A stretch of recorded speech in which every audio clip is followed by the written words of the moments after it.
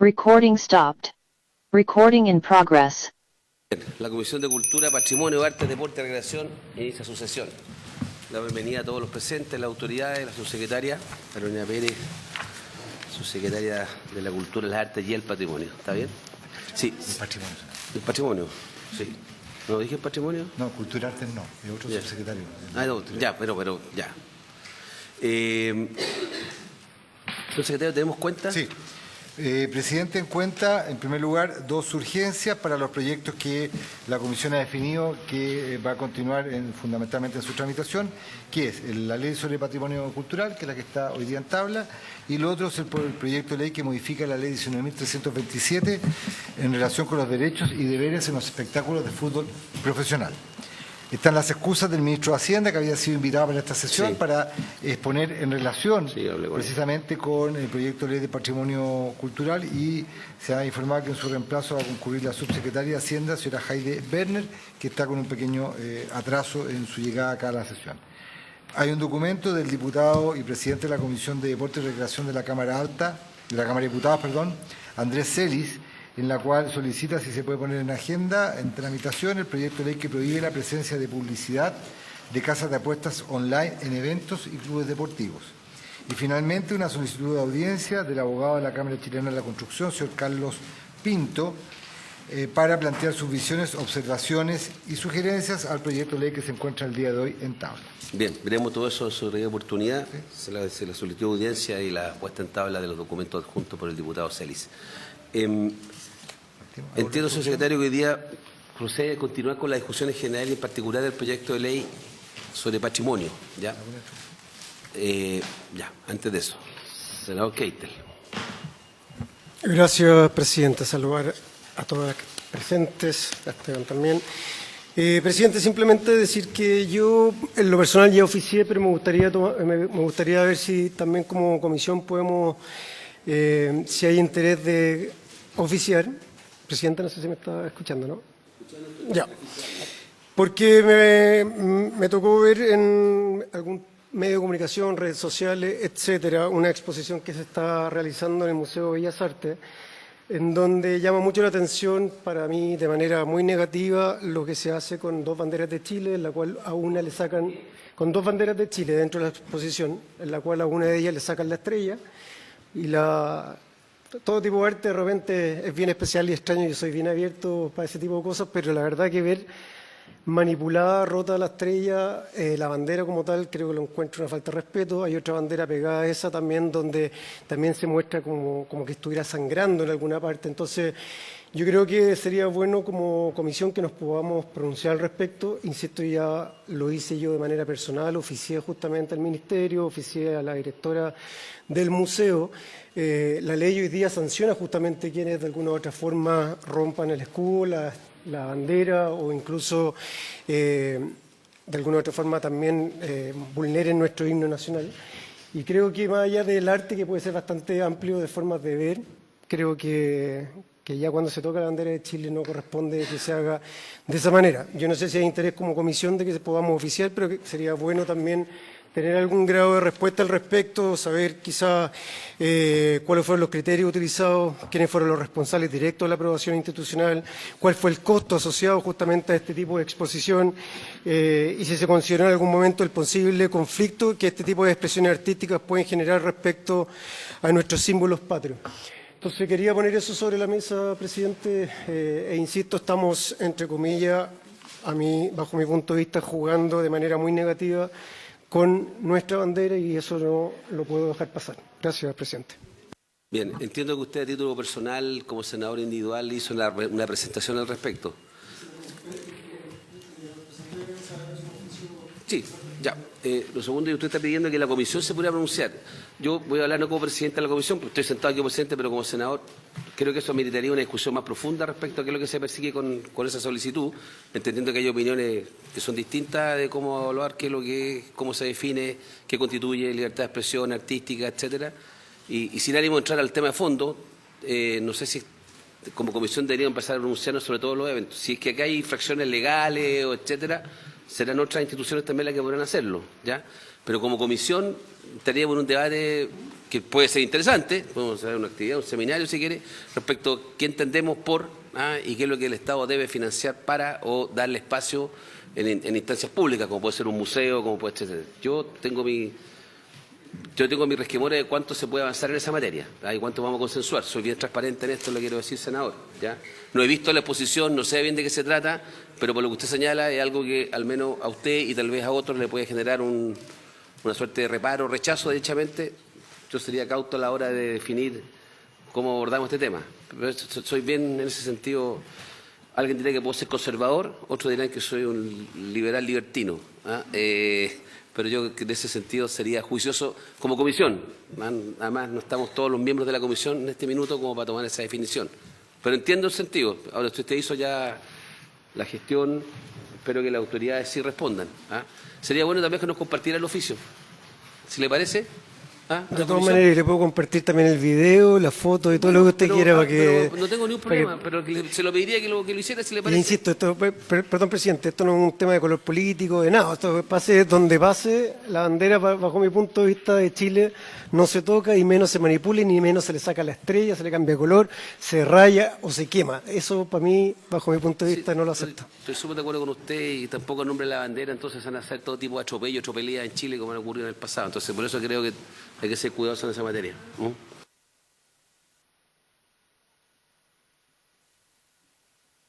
Secretario, el proyecto que vamos a ver, corríjame, este es un proyecto que ya pasó por esta comisión desde el punto de vista que tuvo en la presentación inicial, pero con otra composición de la misma, ¿ya?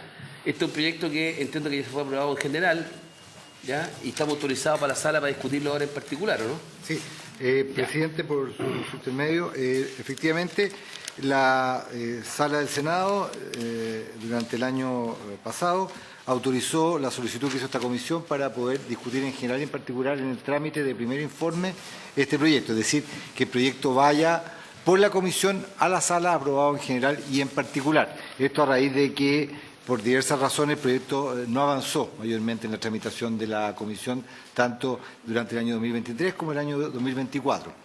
En la sesión que desarrolló la comisión el día 24 de marzo pasado, concurrió la subsecretaria del Patrimonio a explicar el contenido de las indicaciones. Hay un texto comparado que está en sus carpetas, que está ahí foliado. Son varias las propuestas que ha hecho el Ejecutivo para cambiar este proyecto de ley en base a lo que han sido conversaciones, tanto en la comisión como conversaciones que han tenido los equipos de asesores de los parlamentarios con el Ejecutivo. Y al final de esa exposición que realizó la subsecretaria del Patrimonio se puso en votación en general el proyecto de ley y fue aprobado por la senadora Sepúlveda y por los senadores Moreira y Caite, que estaban asistiendo a esa sesión que me he referido. Esta oportunidad la comisión decidió de que, en razón de la nueva composición que tiene la instancia, concurriera nuevamente la subsecretaria del Patrimonio para reiterar estos principales contenidos, de tal manera de que, en base a eso, ya poder iniciar la discusión en particular, es decir, la discusión de las indicaciones y la votación de las mismas para que, en un tiempo intermedio, este proyecto pueda ser derivado a la sala. Bien, clarísima la explicación. Valoro la presencia de la subsecretaria de Patrimonio, que nuevamente va a hacer un esfuerzo por contar el contenido y las indicaciones, que creo que es bien importante para poder tratar de darle al despacho lo más ágil posible, ¿ya? Este proyecto creo que le colocaron urgencia al gobierno, ¿ya? Este es un proyecto altamente relevante, genera mucha tensión o expectación, como quiera llamarlo, ¿ya? Hay cosas que están ahí colisionando, yo diría, y ojalá que las indicaciones del Ejecutivo se hagan cargo de los principales problemas que hemos enfrentado en esta materia, resguardando, por supuesto, todo nuestro interés patrimonial. Pero, sin más, yo le dejo con la palabra para que nos haga esta presentación, ¿ya? Señora secretaria, así que le dejo con la palabra. Muchas gracias, presidente, y aprovecho de saludar a todos los miembros de la comisión por su intermedio. Quisiera preguntar más o menos de cuánto tiempo dispongo para ver cuánto profundizo, porque puedo profundizar muchísimo. La sesión está citada hasta las 16:30. Ok. 16:30, entiendo. 16:30. En consecuencia, pensamos que después de su presentación puede quedar un espacio para resolver algunas dudas, ¿ya? Perfecto, muchas Pero gracias. No la quiero apurar tampoco, porque la idea es que entendamos qué es lo que quieren hacer en lo grueso y en lo específico. Muchas gracias, presidente. Paso entonces a la presentación. Como bien explicaba el secretario, estamos en segundo trámite constitucional, ¿cierto?, de este proyecto de ley. Es importante hacer un poco de historia respecto a este proyecto. La administración pasada ingresa un proyecto que pasa de la Cámara al Senado. Este proyecto pasa... Solamente para recordarle a la subsecretaria y al resto que también va a participar la subsecretaria de Hacienda, Heidi Werner, Sí. que entiendo que tal vez puede que quiera hacer uso de la palabra. ¿Ya? Se lo reitero para que no estemos preparados. Sí, perfecto, presidente. Bueno, y en ese paso de la Cámara al Senado se aprueban algunos artículos, varios quedan atrás, principalmente vinculados a la institucionalidad. Por eso era tan importante que fuese el Ejecutivo el que indicara este proyecto, porque eran materias exclusivas del Ejecutivo en el marco de nuestra Constitución. Y nosotros ingresamos las indicaciones en octubre del año pasado.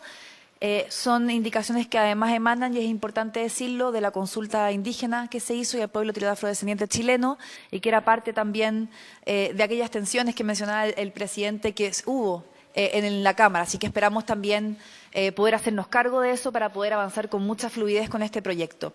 ¿De qué se trata el proyecto de nueva legislación patrimonial y cuál es el objetivo de esas indicaciones?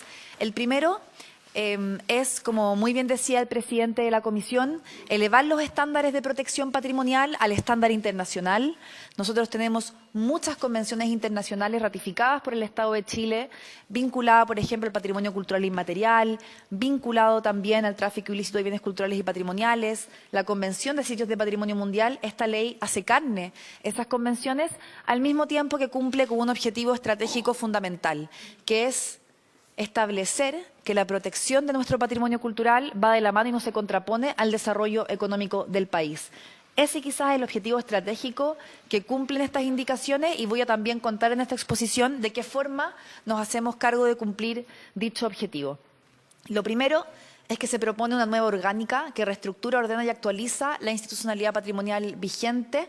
Lo más importante relativo a la nueva institucionalidad es que si hoy día tenemos un Consejo de Monumentos Nacionales, que además este año cumple 100 años, así que esperamos que esta tramitación nos permita modernizarnos, ¿cierto? Y mirar los próximos 100 años siendo una institucionalidad mucho más moderna. Si hoy día el Consejo de Monumentos Nacionales concentra todas las atribuciones vinculadas al resguardo patrimonial, esto quiere decir, hoy día es el Consejo de Monumentos Nacionales, por ley, por la ley vigente, el que define qué es patrimonial y qué no, ¿cierto? Que se declara monumento histórico, que se declara zona típica, al mismo tiempo que es el Consejo de Monumentos Nacionales como instancia colegiada el que define todas las autorizaciones sobre el patrimonio protegido. El principal movimiento que hace esta ley es mantener un espacio colegiado, que va a ser el Consejo de los Patrimonios Culturales.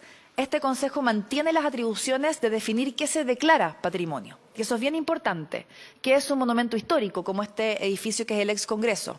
Sin embargo, todo lo que tiene que ver con las autorizaciones, que es una de las cosas más importantes a abordar, se desconcentra al organismo técnico, que es el Servicio del Patrimonio Cultural a nivel regional. Por lo tanto, lo que hacemos es poner el régimen autorizatorio sobre el patrimonio declarado en las diferentes regiones de Chile. Hoy día, si una vecina quiere, por ejemplo, pintar su casa en una zona típica y vive en la región de Arica, esa autorización debe pasar por una instancia colegiada a nivel central, ¿cierto? Por el Consejo de Monumentos Nacionales en Santiago. El principal movimiento y el cambio orgánico es que esa atribución pasa a la región, y es bien importante también establecer el porqué de una instancia colegiada. Que hoy día tengamos un consejo que define qué es el patrimonio cultural es bien importante, porque lo que permite es mantener un contrapeso democrático. No define qué es patrimonio el gobierno de turno, ¿cierto? Lo define una instancia que es amplia y que es horizontal y que incluye tanto diferentes carteras de gobierno como la sociedad civil, el colegio de arquitectos, etcétera. Y eso es bien importante y es parte de lo que se preserva en este proyecto de ley. En tercer lugar, fortalecemos el marco jurídico vinculado al patrimonio cultural inmaterial. Tenemos un cambio de paradigma bien importante. Se llama Consejo de Monumentos Nacionales porque efectivamente trabajamos solamente con patrimonio material desde la perspectiva legal. Este es un proyecto de ley que reconoce el patrimonio cultural inmaterial. ¿Qué es el patrimonio cultural inmaterial? Nuestras tradiciones culturales, como puede ser la alfarería de Quinchamalí, Santa Cruz de Cuca, como pueden ser los tejueleros, ¿cierto?, en el sur, etcétera. Por lo tanto, esta es una ley que integra ya no solamente lo material, sino que tenemos un cambio de paradigma hacia una visión de patrimonio que es integral, que incluye el patrimonio cultural inmaterial y también el patrimonio de los pueblos originarios, que es algo súper importante y que emana también de la consulta indígena. Otra cosa que es importante y que tiene que ver con los objetivos de estas indicaciones es que establecemos un régimen de protección patrimonial que establece una nueva relación entre la protección del patrimonio y las comunidades y genera incentivos. Hoy día muchas personas pueden decir, es difícil vivir en una zona típica, tiene cosas muy buenas, ¿cierto?, porque tengo una regulación sobre las intervenciones que allí se pueden hacer y resguarda un patrimonio histórico, al mismo tiempo que tenemos pocos incentivos y es más caro muchas veces arreglar o restaurar inmuebles que están dentro de entornos protegidos. Esta es una ley que genera incentivos, beneficios y subsidios. Esta es una ley que propone, y esto lo tomamos como una buena idea, que de alguna forma intervenimos un poquito, pero esta es una idea que nace en la gestión anterior, hay que decirlo con mucha claridad. Acá hay incentivos tributarios, hay exenciones tributarias territoriales, ¿cierto?, para quienes habitan en entornos protegidos por la ley. Hay beneficios también y hay subsidios que tienen que ver con la habilitación de un subsidio entre el Ministerio de Cultura y el Ministerio de Vivienda para la conservación patrimonial. Y esto es súper importante porque venimos saliendo del Día de los Patrimonios, ¿cierto?, donde la gente celebra su patrimonio cultural, pero cómo desde el Estado somos capaces también de entregar incentivos a las comunidades y los privados que están a cargo de patrimonio es algo importante, es algo que también fortalece, ¿cierto?, el espacio público, fortalece el espacio comunitario y ahí también ponemos un énfasis que es importante.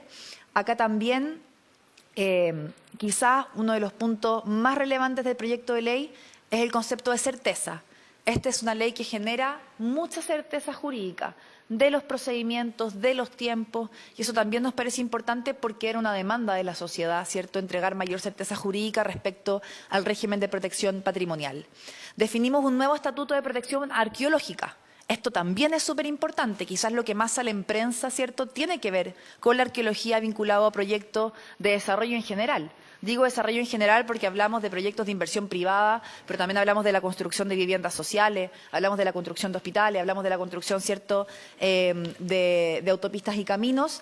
Y en ese sentido, acá es importante decirlo, para nosotros del sector es importante decir que la protección de arqueología es importante para Chile. Muchas veces, lamentablemente, se generan caricaturas sobre qué es lo que protegemos y qué no. Y nosotros también hemos tenido que salir a explicar muchas veces de qué se tratan ciertos hallazgos arqueológicos, pero aquí lo importante es que nosotros decidimos establecer un nuevo estatuto de protección arqueológica y paleontológica. En el caso de la paleontología, hablamos de fósiles, ¿cierto?, principalmente, por cierto que siempre deben estar protegidos por la ley, la actual ley lo establece así, ¿cierto?, están bajo tutela y protección del Estado y eso es importante. En el caso del arqueológico establecemos un rango epocal, ese rango epocal es hasta la colonia, o sea, hasta la colonia todo lo que se encuentre va a estar bajo tutela y protección del Estado, eso creemos que corresponde. Posterior a eso, y es importante decirlo, podemos seguir encontrando cosas muy importantes para la ciencia, para la cultura, y lo que establece este proyecto de ley es que se establecerá un reglamento que nos entregue criterios respecto a qué proteger y qué no.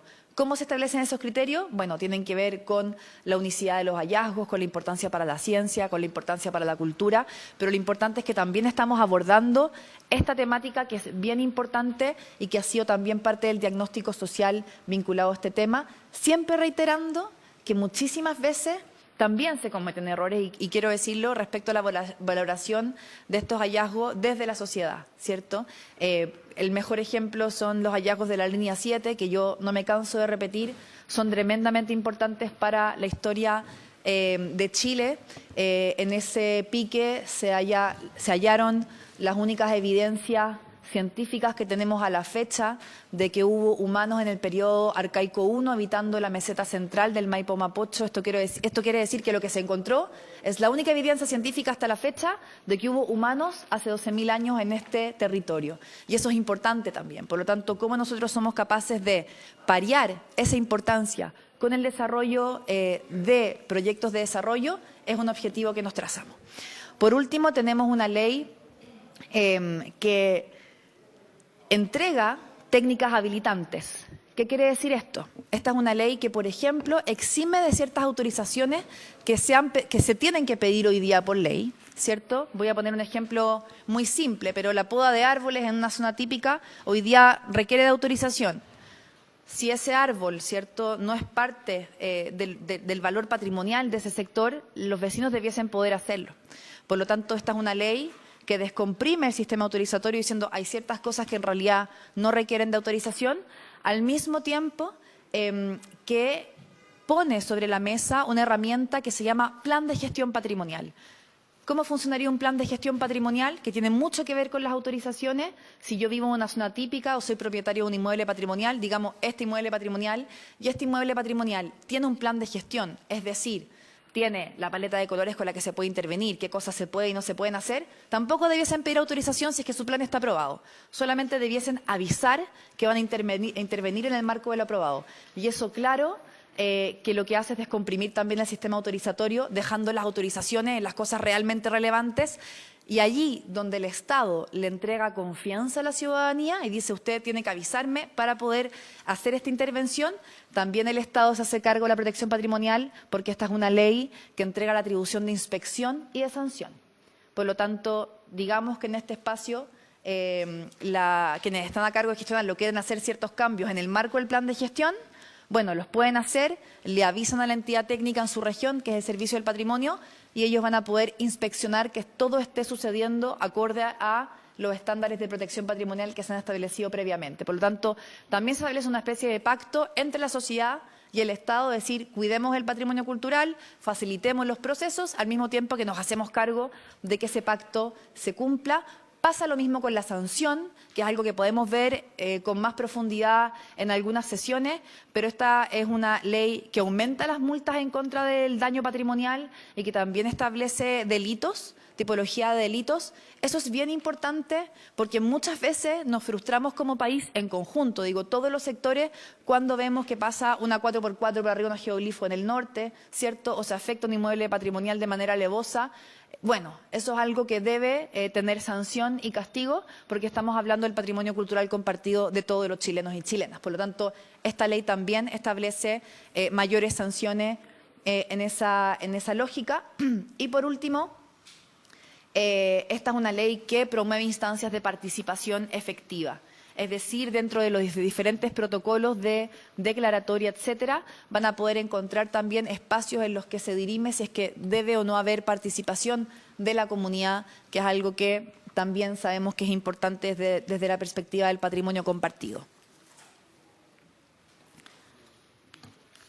Vamos a seguir con el objeto de la ley, muy en general, pero el objeto de la ley es regular la identificación, reconocimiento, protección, salvaguardia, gestión, promoción y difusión de los patrimonios culturales en Chile a través de la institucionalidad creada al efecto, la que deberá actuar coordinadamente y en colaboración con los diferentes órganos de la Administración del Estado y con los actores de la sociedad civil, las personas, los pueblos indígenas, el pueblo tribal afrodescendiente y las diversas comunidades existentes a nivel nacional, regional y local.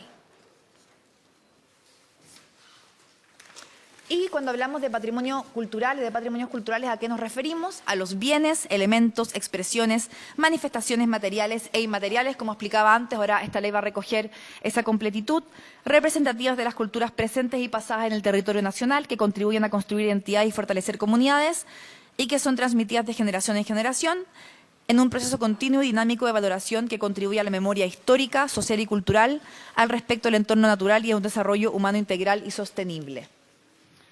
Acá voy a mostrar un cuadrito. Esta parte la voy a pasar un poco más rápido, presidente, porque es mucha especificación. Ya, no. No hay problema. Esto es como quedarían las categorías de protección y reconocimiento, ¿ya? Es importante decir que la ley actual, la ley 17288, que es la ley de monumentos nacionales, establece categorías de protección. Todas esas categorías son categorías materiales: monumento histórico, zona típica, monumentos públicos, patrimonio arqueológico, etcétera. Cuando vemos este cuadrito, vamos a ver que todo lo amarillo tiene que ver con ese patrimonio material, ¿ya? Lo que ya existe. ¿Ah? Los 3 tonos de amarillo. El amarillo ocre, el amarillo y el amarillo claro. ¿Por qué están diferenciados? Porque primero vamos a encontrar el patrimonio mueble y el patrimonio inmueble, que es un símil de lo que hoy día entendemos como monumento histórico, ¿ya? Bajo la categoría de monumento histórico nosotros podemos declarar acervos documentales, como el archivo de Clotario Blest, que está declarado monumento histórico, y podemos declarar este inmueble. Por lo tanto, hoy día hacemos la distinción entre el patrimonio mueble y patrimonio inmueble desde la categoría material. Tenemos las zonas patrimoniales, muy similar, no igual, muy similar a lo que hoy día entendemos como zona típica.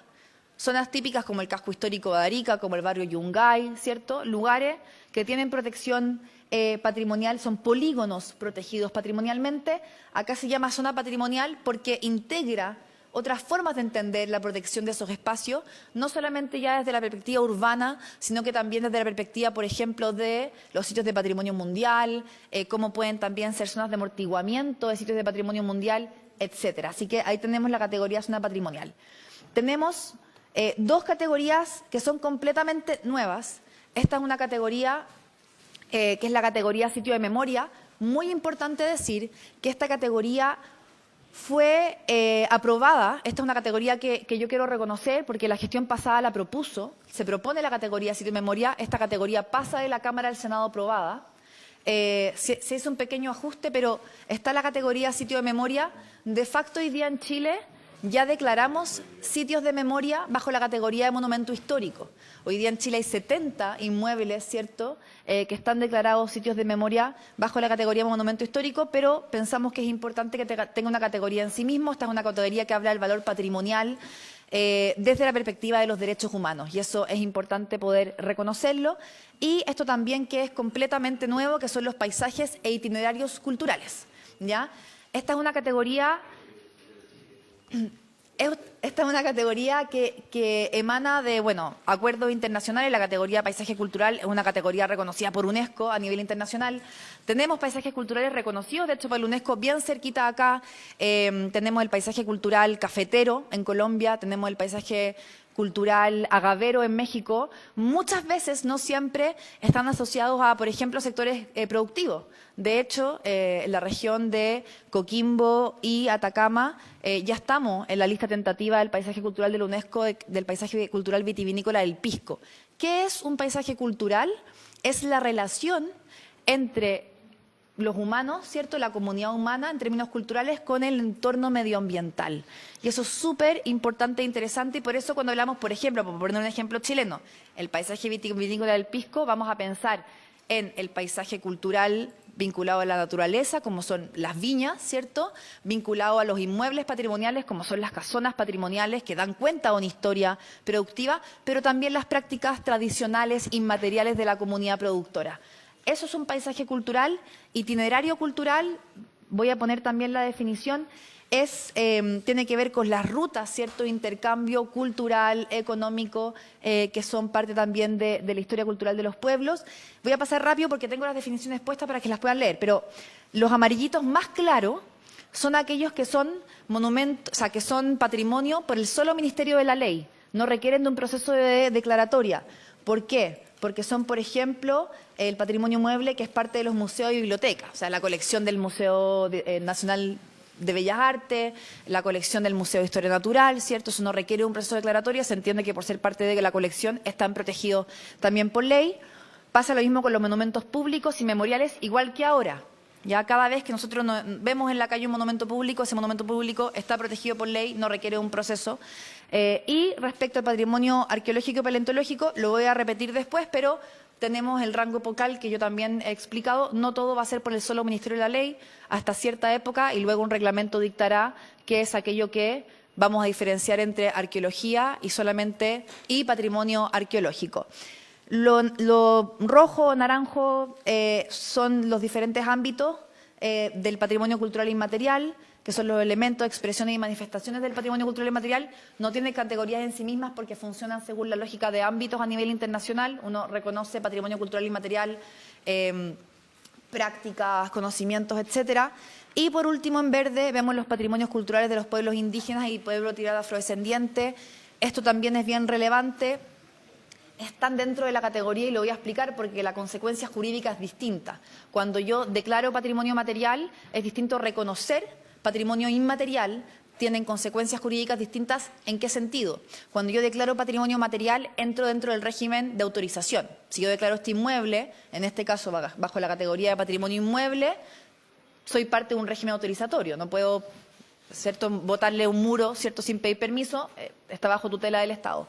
Si yo reconozco una práctica cultural inmaterial, eso no entra en un proceso autorizatorio, porque es una práctica cultural inmaterial. Lo que hace es activar un proceso de salvaguardia, es decir, cómo el Estado entrega herramientas para que esa práctica se mantenga en el tiempo, cómo el Estado entrega herramientas para que la alfarería de Quinchamalí se mantenga en el tiempo desde diferentes perspectivas, laboral, salud de las alfareras, ¿cierto?, transmisión del conocimiento de una generación a otra. Por lo tanto, la consecuencia jurídica es distinta. Y eso es súper importante entenderlo en una etapa temprana de la tramitación de este proyecto de ley, porque es algo que uno puede confundir con el régimen autorizatorio y la verdad es que no tiene que ver con eso, es otro tipo de reconocimiento. Y ahí encontramos los sitios de significación cultural y los conocimientos tradicionales colectivos de los pueblos originarios que vamos a pasar ahora para que los vean. No voy a reiterar todo, pero tenemos patrimonio inmueble, piezas, objetos, documentos, instrumentos, patrimonio inmueble, lugares, ruinas, edificios, estructuras, espacios públicos, parques, arboledas, jardines, cementerios.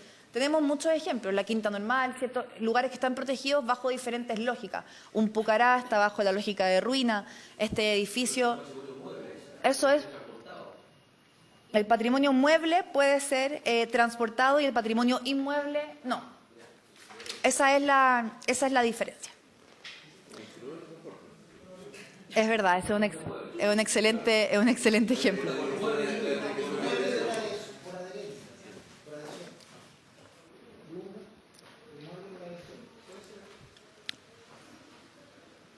Algunas veces también es una conversión interesante porque algunas veces declaramos patrimonio, monumento histórico, un lugar y se incluye lo que está dentro porque también es parte del valor.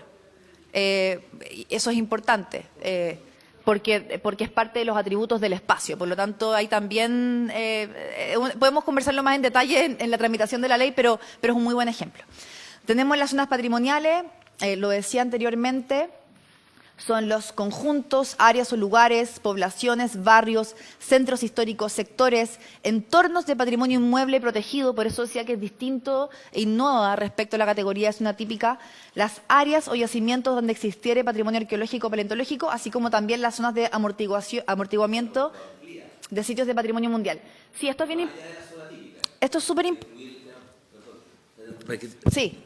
Yo por lo menos yo te metí en que educar, soy letrado en todas estas materias. ¿Significa eso que amplía respecto a la zona típica? Porque está hablando de patrimonio arqueológico o paleontológico. Me da la impresión de que la zona típica era algo más reducido en su... Sí. Ahí hay dos cosas importantes que decir. Lo primero es que nosotros en Chile nos hemos quedado corto con la categoría de zona típica. ¿Por qué? Voy a dar el ejemplo de Chiloé que mencionó el senador recién porque es un súper buen ejemplo. En el caso de Chiloé, por ejemplo, lo que nos ha exigido la UNESCO como Estado de Chile es proteger los entornos de las iglesias. O sea, no solamente la iglesia de madera, o sea, una de las 16 iglesias de madera, sino también el entorno para proteger sus atributos. ¿Cuál es el atributo de una iglesia de Chiloé? Ser un lugar, cierto, que tiene predominancia visual en el paisaje, por ejemplo. Por lo tanto, nosotros hemos tenido que proteger el entorno de las iglesias de Chiloé bajo la categoría de zona típica, si bien la categoría de zona típica no fue creada para eso. Cuando hablamos de zona patrimonial, estamos incluyendo, por ejemplo, la posibilidad de tener zonas de amortiguamiento con respecto a inmuebles, que es lo primero que decimos, y también respecto de lo que tiene que ver con patrimonio arqueológico y paleontológico. Esto también es súper importante porque de alguna forma nos permite delimitar, y esto es parte del diagnóstico que tenemos con lo arqueológico y lo paleontológico, nos permite delimitar aquellos espacios que son relevantes, ¿ya? Por lo tanto, vamos a encontrar grandes sitios arqueológicos o paleontológicos y vamos a decir, mira, acá hay una zona que tiene mayor relevancia por su densidad, por el tipo de hallazgo, ahí los arqueólogos lo van a explicar mucho mejor que yo, por lo tanto vamos a generar una protección que va a entregar certidumbre respecto a lo que se puede hacer allí o no. Y pensamos que también tiene relación con algo relevante que es el ordenamiento territorial. Bien, senador Velázquez me pide un Por favor. Gracias, presidente. Y subsecretario, a propósito de lo que usted nos está describiendo, relatando, que es bien interesante porque profundiza una serie de conceptos. Bueno, el objetivo es de esta ley, esta propuesta de actualizar. Un ejercicio así, que probablemente no va a definirlo ahora, pero ustedes han revisado el casco histórico del mineral de Chuquicamata. El campamento de Chuquicamata entiendo que está declarado zona típica. ¿Tiene características de zona patrimonial? ¿Por dónde iría? Han tenido que hacer un estudio y todo lo que se quiera, pero ¿cómo lo ve usted en razón de esta descripción rápida que nos está haciendo? Senador, esa es una excelente pregunta.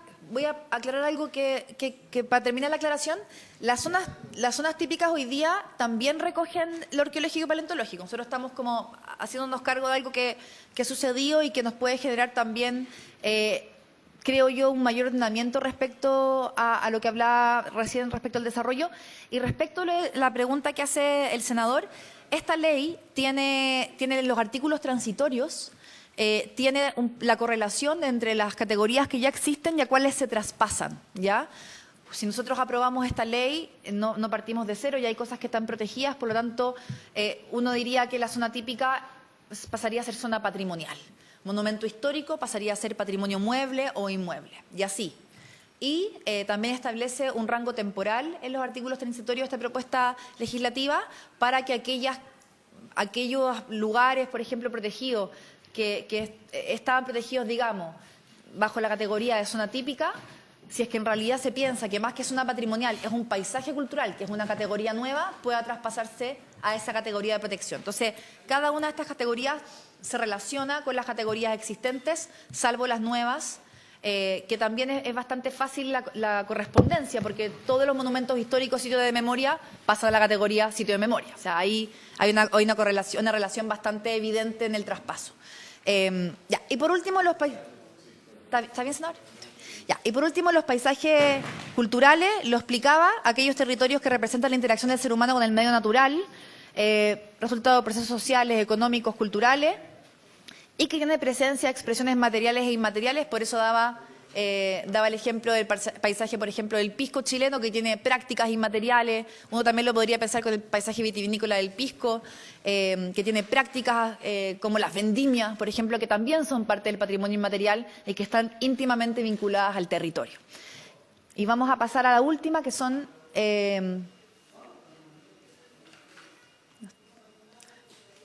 Bueno, monumentos públicos y memoriales también lo expliqué, pero son los elementos conmemorativos y de arte que están en el espacio público. Y respecto a lo... me faltaron los paisajes culturales, los itinerarios, perdón. Y los itinerarios culturales, perdón, senador, que usted lo había preguntado.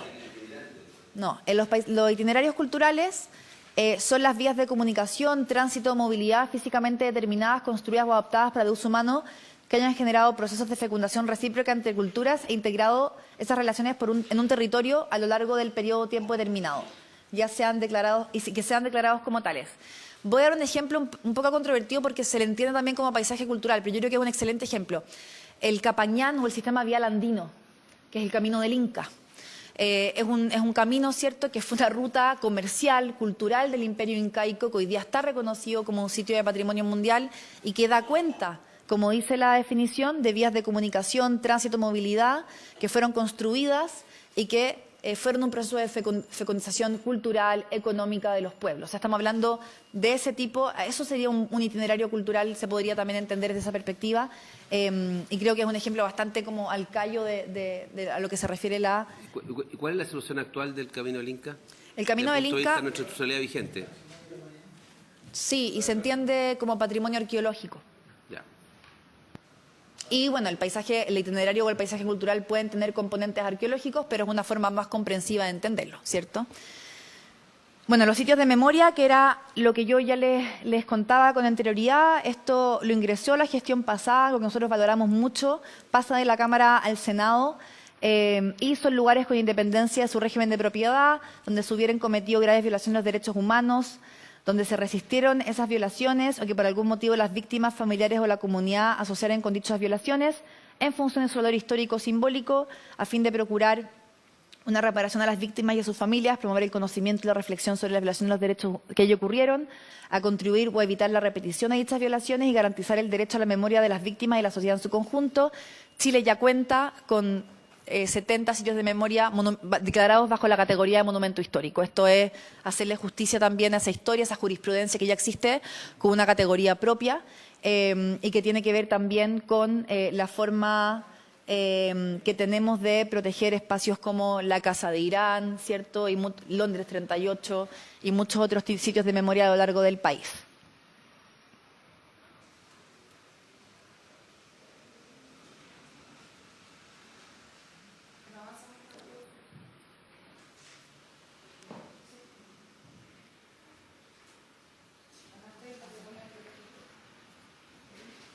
No se ve. Ahí está. Bueno, esta es la definición de patrimonio arqueológico que yo sé que va a ser especialmente relevante para los senadores porque se ha debatido mucho respecto a este tema. Los objetos y lugares que hayan sido descubiertos o que sean descubiertos como consecuencia de exploraciones, investigaciones, excavaciones, prospecciones o incluso por azar y que sean representativos de usos, prácticas, actividades y modos de vida de la sociedad que habitaba el territorio nacional durante el periodo prehispánico, el periodo colonial o que de acuerdo con criterios científicos, culturales y técnicos definidos por un reglamento dictado por el Ministerio de las Culturas, las Artes y los Patrimonios posean un significativo valor patrimonial actual o potencial conforme a su naturaleza arqueológica o bioarqueológica y que se encuentren fuera de su contexto sistémico original. Esto es bien importante y lo decía antes, hoy día en Chile todo lo arqueológico es monumento nacional por el solo Ministerio de la Ley. Es decir, cada vez que yo hago una excavación, por poner un ejemplo, o encuentro azarosamente algo bajo tierra, eso está bajo tutela y protección del Estado. Sí, también tenemos puntas de flecha, etcétera. De hecho, con patrimonio paleontológico, ese es un excelente ejemplo, porque con patrimonio paleontológico podemos encontrar huellas de dinosaurio. Que es algo que se ha encontrado en la historia de Chile sobre o bajo la superficie terrestre. Y ahí, en ese sentido, es bien importante decir que la propuesta que traemos es una propuesta que establece y le entrega relevancia, por cierto, a todo lo que se pueda encontrar hasta la colonia, que nos parece importante, y que abre la pregunta de qué tiene valor y qué no, posterior a ese momento temporal. Vamos a encontrar posterior a la colonia épocas como la época republicana y quizás nos encontremos cierto frente a cosas que nos parezcan relevantes porque no conocíamos su historia, como puede que nos encontremos con elementos reiterativos de los que ya conocemos, ¿cierto? O como puede que nos encontremos también con elementos subactuales que no tienen necesariamente valor patrimonial. Por lo tanto, es bien importante que la ley establezca que se hace un reglamento con esos fines, porque de alguna forma también permite la actualización de la ciencia, ¿cierto? Las leyes son más difíciles de cambiar que los reglamentos, por lo tanto, también permite que la ciencia avance y nos vaya explicando cuáles son aquellas cosas que son relevantes o más relevantes que otras. Y relativo al patrimonio paleontológico, tenemos los fósiles y los yacimientos paleontológicos donde estos se hallaren. Se entenderá como fósil cualquier resto o evidencia de vida del pasado geológico que presente una forma o estructura de origen biológico. Se entenderá por yacimiento paleontológico aquella área en cuyas rocas o medios se preservan de forma natural fósiles, tanto en su superficie como en el subsuelo. Fósiles encontramos muchos en la superficie. Tenemos regiones como la quinta región, donde Algarrobo, por ejemplo, donde hay muchos fósiles, ¿cierto?, que son bien importantes para la historia del planeta. Así que eso es lo que va con patrimonio paleontológico. Después tenemos el patrimonio cultural inmaterial, que es algo que yo adelantaba, que son los usos, representaciones, expresiones, conocimientos y técnicas, junto con los instrumentos, objetos, artefactos, insumos, espacios y pasajes culturales que les son inherentes, que las personas o comunidades portadoras o legatarias reconocen como parte integrante de su patrimonio cultural. Lo decía también, esto se manifiesta en diferentes ámbitos de tradiciones y expresiones orales, lo que puede tener que ver con idiomas, lenguas, dialectos, artes y sus expresiones, usos sociales, prácticas, rituales, actos festivos, la fiesta cuasimodista, por poner un ejemplo, ¿cierto?, que es bien importante en la historia de nuestro país. Usos relacionados con la naturaleza, la sociedad, la cosmovisión, saberes y técnicas tradicionales. Tiene que ver con las personas y comunidades exportadoras y legatarias de ese patrimonio inmaterial. Hola, subsecretaria, ¿cómo está?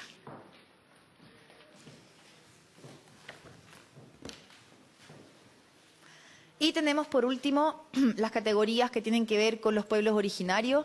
Tenemos los sitios de significación cultural. Tenemos primero los lugares o inmuebles con independencia del régimen de propiedad, que por su valor espiritual, cultural, histórico, de memoria sean reconocidos. Estos sitios desempeñan un papel fundamental en la cohesión, espiritualidad y sacralidad de la identidad cultural de los pueblos indígenas y el pueblo tribal afrodescendiente chileno. Esto es bien importante porque hoy día no hay ninguna metodología que se haga cargo de establecer que es un sitio de significación cultural. Por lo tanto, tampoco tenemos un orden real desde el Estado en la relación con diferentes comunidades de pueblos originarios de qué se entiende y qué no se entiende como un sitio de significación. Por último, tenemos los conocimientos tradicionales colectivos, que son los conjuntos de saberes ancestrales que forman parte del patrimonio cultural inmaterial de los pueblos indígenas y el tribal afrodescendiente chileno, asociado a prácticas, ciencias, tecnologías, creencias, técnicas, artesanías y juegos ancestrales, oficios, topónimos, símbolos sostenidos y transmitidos de generación en generación, creados, ¿cierto?, en función del dinamismo de cada pueblo originario y que pueden incluir aspectos lingüísticos, rituales, ceremoniales, medicinales, de crianza, agrícolas, pecuarios, técnicas y otros conocimientos ecológicos y espirituales.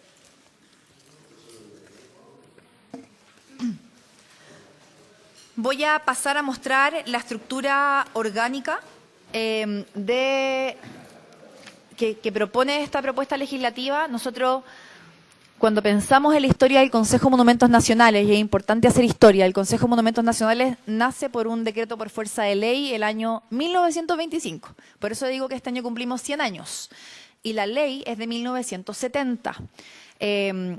Al ser un consejo que se crea al alero del Ministerio de Educación, en su momento no existía el Ministerio de las Culturas, es un consejo que tuvo que empezar a tener funcionarios que cumplían ciertas funciones. Un secretario técnico, ¿cierto? Gente que tomara las actas, abogados, equipo de arqueología. Y este equipo, hoy día llamado Secretaría Técnica del Consejo de Monumentos Nacionales, fue creciendo, ¿ya?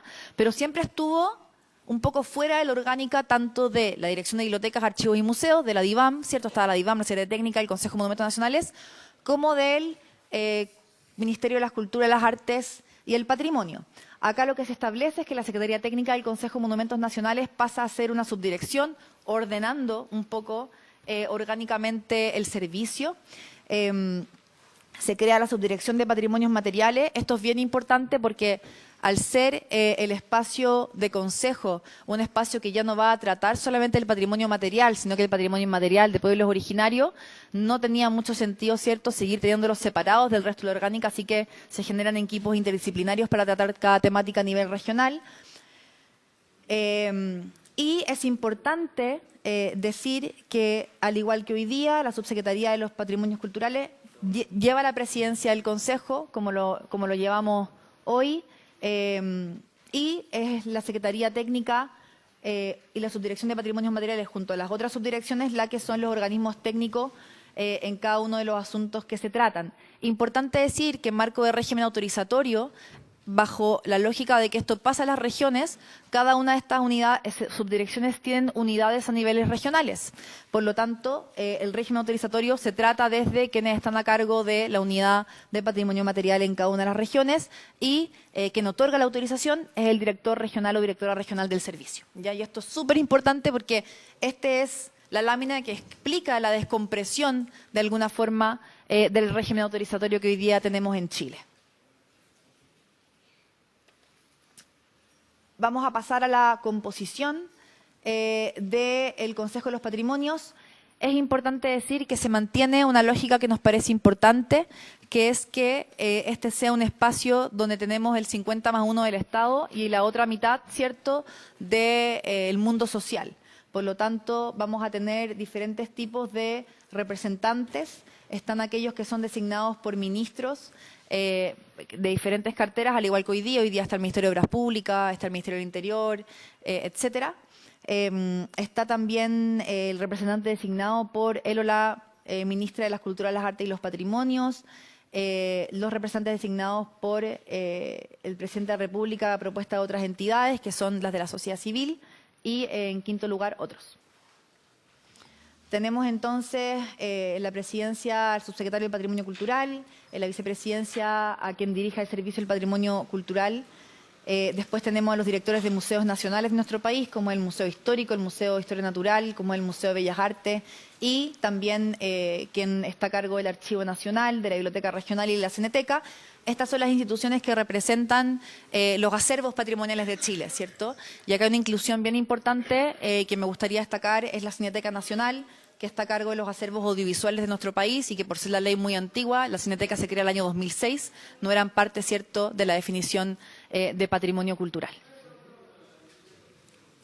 Senador Durresti, perdone. Una interrupción, subsecretaria. Por favor. Lo que sería bueno es que este extenso consejo pudieran ir indicando cuáles son los que se proponen nuevos y cuáles son los antiguos para poder ver. Yo solo adelanto una opinión, algo que nosotros estamos viendo a propósito del Ministerio de Ciencia, de un consejo asesor que se está haciendo. Menos a veces más. Yo creo que efectivamente hay nuevos directores, como la Cineteca Nacional, obviamente es una nueva instancia, lo audiovisual y todo eso, pero claramente hay algunos que se puede hacer por un principio de economía y de mejor funcionamiento, no tener un consejo que es una torre de Babel con muchos intereses.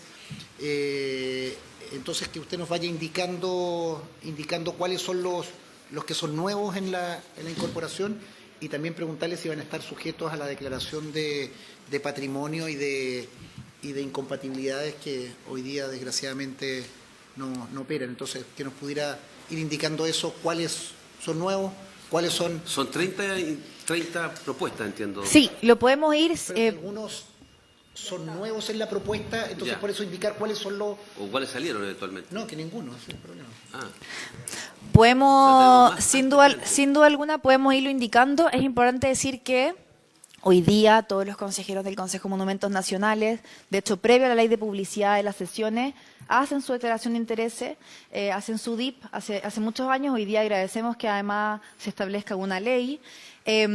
Y podemos también ir comentando cuáles son aquellos que son nuevos. En esta primera lámina, la Biblioteca Nacional y la Cineteca Nacional, que no eran parte, importante decir que sí salen algunos. Y aquí me gustaría ser lo más clara posible respecto a la composición del Consejo. Nosotros actualmente tenemos un Consejo de 23, ¿ya? Este es un Consejo de 23 consejeros y consejeras que solamente operan vinculado al patrimonio material. Por lo tanto, cuando pensamos en el aumento, y yo ahí puedo estar de acuerdo con el señor Durresti, a veces menos es más, pero estamos hablando también de categorías que no tenían representación. Y voy a ir explicándolas para que podamos tener mucha claridad, sí decir que hay algunos que hoy día están actualmente que salen. También hay que decirlo, porque hubo que hacer varios ajustes para cumplir con dos equilibrios. Uno, que hubiese representación vinculada a las categorías. Por ejemplo, si tenemos categorías vinculadas a los pueblos originarios, tiene que haber un representante de los pueblos originarios. Por lo tanto, esa es una inclusión. Al mismo tiempo que mantenemos el equilibrio del 50+1 del Estado, que también es un equilibrio importante. Por lo tanto, del Estado. Ya, así que vamos a pasar a la siguiente lámina y se los voy a ir indicando para que lo veamos con mucha claridad. Tenemos el representante del Ministerio del Interior y Seguridad Pública, entra el representante del Ministerio de Desarrollo Social, que es la cartera del Estado que está encargada de los asuntos de pueblos originarios. Está el Ministerio de Obras Públicas, está MIMBU, Economía, Medio Ambiente y Bienes Nacionales, y está el experto en patrimonios culturales, que es una designación que hace siempre el ministra de las Culturas. Hoy día, por poner el ejemplo de manera clara, el experto que está designado es Fernando Pérez, ex Premio Nacional de Arquitectura. Entonces es importante porque son personas que le aportan, ¿cierto?, una visión transversal a la protección patrimonial. Tenemos acá el representante del Colegio de Arquitectos de Chile. Todos los que diga que no puntualice son los que se mantienen, y voy a ir diciendo los que son nuevos. El representante de Asociaciones de Historiadores de Chile condensan 2 cupos que hoy día existen, por lo tanto sale una agrupación de historiadores de Chile. Está el Colegio de Arquitectos, está el Instituto de Conmemoración Histórica, está la Sociedad Chilena de Arqueología y el Colegio de Arqueólogos, ambos hoy día están. Está la Asociación Chilena de Paleontología, también hoy día está. entra el Colegio de Antropólogos, que tiene que ver con la representación disciplinar del patrimonio cultural inmaterial, por eso es categoría nueva, ámbito nuevo. El académico que represente a la educación superior, a universidades reconocidas por el Estado,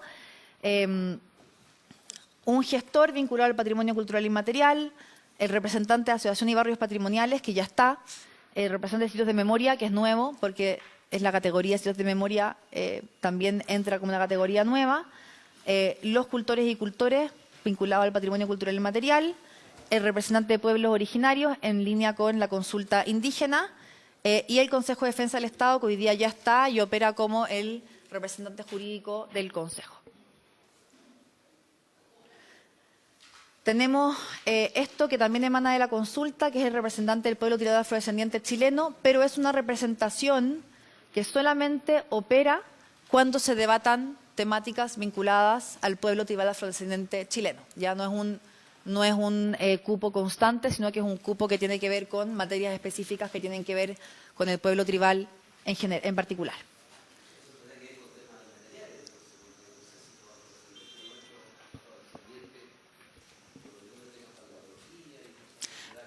No, sí, el pueblo tribal Tónica o...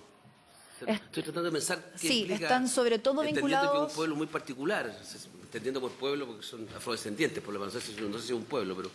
Sí, o sea, están reconocidos y en el marco del convenio 109 de la OIT, por eso en el Estado de Chile hacemos consultas indígenas y el pueblo tirado afrodescendiente chileno, están reconocidos por el Estado de Chile, pero obviamente entendemos que la dimensión es distinta a lo de los pueblos originarios, por lo tanto, por eso se propone que entren en la discusión cuando se ve sobre los temas que tengan que ver con ellos.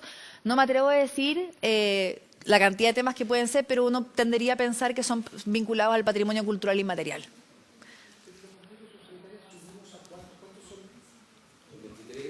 Siete. Subimos 7. Ya, y solo una consulta, ¿por qué los arqueólogos tienen 3 representaciones, categorías distintas? Hay uno que es... Tienen 2. No, hay 3, mira, ahí está. Representante de la Sociedad Chilena de Arqueología, representante del Colegio de Arqueólogos, representante de la Asociación Chilena, bueno, paleontología, pero ¿por qué los arqueólogos tienen 2 representaciones de 2 figuras distintas? Y los antropólogos uno, me llama la atención. Antes de responder eso, quiero que sume otra inquietud y quiero decirles que yo quiero escuchar al Ministerio de Hacienda, Sí. que no es esta materia, pero ¿cómo opera esto? Que yo sé que hace un esfuerzo, usted dijo algo que se entiende, son 23, aumentan a 7 permanentes u 8 si es que encontramos los afrodescendientes, ¿ya? La pregunta es, ¿qué ocurre en otras jurisdicciones, en otros países? ¿Son consejos así de robustos, de amplios? ¿Y cómo se toman las decisiones al interior? O sea, eso lo pregunto, porque al final si uno invita a alguien a participar en un consejo es para oírlo. Entonces, ¿qué hacemos cuando una vez que nos oímos? ¿Cómo se procede? ¿Y qué ocurre en otras latitudes? Que tal vez deben tener tanto más que nosotros que explorar o preocuparse cómo lo resuelven. ¿Ah? Si usted tiene algún antecedente. Y después, tal vez sería útil darle la palabra en un minuto a la subsecretaria. Mande.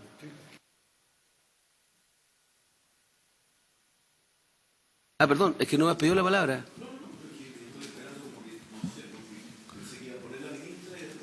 Sí, pero se ha ido desnaturalizando. Entonces...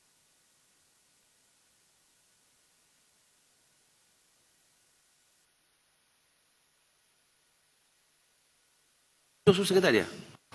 Ok, nosotros, es importante decir que la paleontología es una disciplina distinta de la arqueología. Sí es importante decir que está tanto el colegio como la sociedad, que actualmente son miembros del Consejo de Monumentos Nacionales. Eso es cierto, el senador Durresti está en lo correcto respecto a eso. Se mantuvo la lógica que tenemos hasta hoy, pero es algo que sin duda alguna se puede debatir en el marco de esta tramitación. Sí quisiera también tomar la pregunta que hace el presidente de la comisión vinculado a la forma de proteger patrimonios culturales. Quizás acá el movimiento más importante, senador, tiene que ver con el rol que cumple el Consejo. Y aquí también quiero ser muy clara en transmitirlo. Hoy día, gran parte de las dificultades que tenemos desde el Estado de Chile tiene que ver con que por ley, por la ley 17288, este espacio colegiado, independiente de su tamaño, pueden ser 5.000, este espacio colegiado debe ver todas las autorizaciones.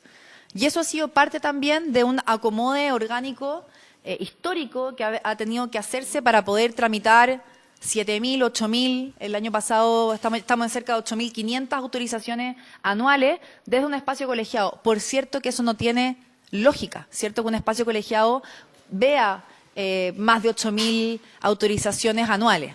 Y es por eso que nosotros establecemos en el marco del Consejo la atribución del reconocimiento y declaratoria, ¿ya? Que es distinto. O sea, el Consejo va a pasar a debatir qué inmuebles, por ejemplo, son o no patrimoniales y va a enfocar allí su labor, que eso es importante decirlo, pero no es el Consejo el que va a entregar las autorizaciones. La autorización la va a entregar el órgano técnico. Y aquí, independiente del número, yo quisiera también ser muy clara en qué significa, en términos más de matriz dentro del proyecto de ley, que el patrimonio cultural no lo defina una persona. Si nosotros tenemos cambios de gobierno y el patrimonio cultural, ¿qué es un inmueble patrimonial? ¿Qué es una zona patrimonial? Lo define un funcionario público, la autoridad de turno. Por cierto que vamos a entrar en un territorio con menos garantías democráticas para entender nuestro patrimonio cultural compartido. Por lo tanto, se deja eso en un espacio colegiado y eso nos parece importante. Nos parece importante que independiente del gobierno de turno haya un contrapeso de la sociedad civil, en qué entendemos por la historia cultural compartida. Y es por eso que tenemos un espacio colegiado, pero hay que ser muy claro en cuáles son las atribuciones que tiene ese espacio colegiado. Y las atribuciones que tiene ese espacio colegiado es definir qué se protege y qué se reconoce. Que se protege como patrimonio cultural inmaterial, material, y que se reconoce como patrimonio cultural inmaterial. Por lo tanto, hay que analizar el tamaño y los miembros del Consejo a la luz de esa tarea. Porque la tarea vinculada a todas las autorizaciones no va a radicar en ese espacio colegiado, ¿ya? Y eso es bien importante porque podríamos debatir por mucho tiempo si es que está bien o no que ciertas organizaciones de la sociedad civil decidan o no sobre ciertas cosas. Hay que tener mucha claridad. El Consejo de los Patrimonios Culturales va a tener, y lo tenemos acá en sus funciones y atribuciones, la labor de pronunciarse a las solicitudes, ¿cierto?, de declarar bienes pertenecientes al patrimonio cultural inmaterial, pronunciarse vinculado al patrimonio cultural inmaterial. Ahí va a radicar su labor. Y creo que es importante proteger, independiente del número, que es algo que se va a discutir en la tramitación, y imagino que también van a venir muchas organizaciones a hablar también con la comisión.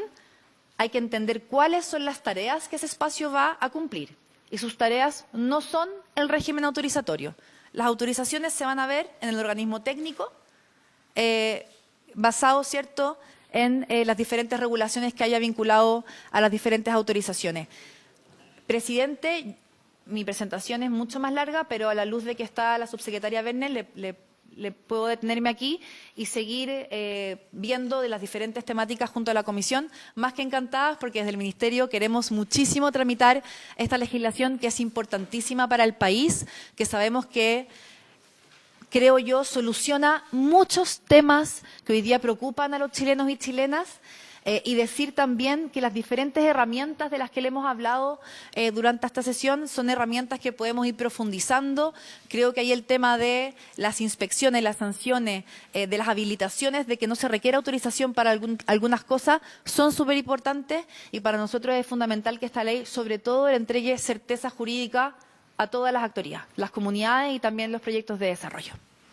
Agradezco, subsecretaria. En todo caso, me tinca que hay un par de senadores que van a querer hacerse un par de preguntas antes de la palabra a la subsecretaria Heidi Werner. Sebastián Keitel y senador Luciano Cruz-Coque. Gracias, presidente. Muy cortito, preguntarle a la subsecretaria sobre que gran parte de este proyecto va acompañado de un reglamento, ¿no es cierto? Y ese reglamento, ¿quién está encargado de armarlo como tal? Este Consejo, ¿cómo va? ¿Lo puede ir modificando cuando quieran? Si es que está realmente el Consejo tiene esta facultad de poder irlo modificando, pero ¿quién sería inicialmente el encargado de armar este reglamento como tal? Gracias, presidente. Senador Cruz-Coque. Perdón, presidente, junto con saludar a las subsecretarias,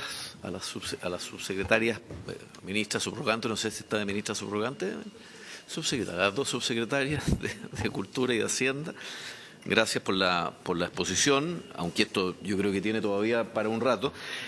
Dado, presidente, que no pude estar al principio, hay una solicitud que yo hice y que llevo haciendo 2 años, que son compromisos adquiridos por las distintas reparticiones públicas en la ley de presupuesto, que dice relación con una ley de sitios de memoria, a raíz de que se está tocando además este tema en esta exposición, que consiste precisamente en el traslado de los recursos que hoy día están en cultura a la Subsecretaría de Derechos Humanos, que fue algo que se comprometió para el presupuesto 23 al 24 y ahora del 24 al 25, ambas veces con leyes que se iban a enviar al Congreso al primer semestre, asunto que aún no ha ocurrido. En este caso en particular se trata, y así se lo envié también al ministro de Hacienda, aprovecho que está la subsecretaria también acá, es el compromiso 155, que fue una condición para la aprobación del presupuesto, toda vez que cuando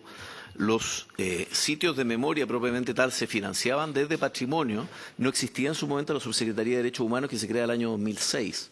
Por ende, esto fue acogido en su momento en la discusión presupuestaria por los ministros de SECPRES, por la ministra de Cultura y por el ministro de Hacienda. Y yo temo que vuelva a pasar que el único compromiso incumplido de la ley de presupuesto del año pasado fue este. Y necesitamos que ese compromiso se cumpla, porque eso también se va a ver reflejado en esta ley. Y a mí me parece que es tremendamente importante y relevante, toda vez que se trata además de una especialidad en particular. O sea, se trata de sitios de memoria que dicen relación con materias expresas de derechos humanos en particular, y no necesariamente de cultura. Por ende, solo hacer ese punto antes de entrar al tema de fondo. Yo valoro, primero, que estemos discutiendo esto. Yo soy muy escéptico respecto de poder sacarlo adelante, porque esto ya nos ha pasado 4 gobiernos, subsecretaria. Yo sé que a usted no le gusta que yo diga que acá ha habido una oposición a sacar adelante este proyecto, pero ha habido una oposición a sacar adelante este proyecto porque llevamos 3 años y el proyecto ha estado parado. Y ahora venimos con un proyecto que, si bien tiene cosas razonables, las nuevas categorizaciones, que las exenciones tributarias, que me parecen que son buenas, son pocas, son pobres, pero son buenas, y son más o menos las que el gobierno anterior también había destinado a estas mismas materias, si no, no es mucha la diferencia. Acá no digamos que el patrimonio siempre ha sido la primera prioridad de nadie, ni tampoco lo ha sido de los gobiernos anteriores, pero claramente una ley del año 1970 está absolutamente obsoleta, nos sirve para muy poco, pero sí lamento todo esto que se está produciendo hoy día con los consejos regionales. O sea, tenemos primero un consejo enorme, que en el proyecto original tenía 17 personas, me lo estaba recién recordando el senador Durresti, y ahora vamos a pasar a 30 personas, o sea, estamos subiendo, más uno que es afro-original. Nosotros le dimos un premio, el premio Tesoro Humanos Vivos al pueblo tribal afrodescendiente, pero no tiene ninguna patrimonio construido, tiene patrimonio inmaterial. No sé realmente si vale la pena que pase a ser el elemento número 31 de o sea, se agregarían 8, más de los que ahora se agregan.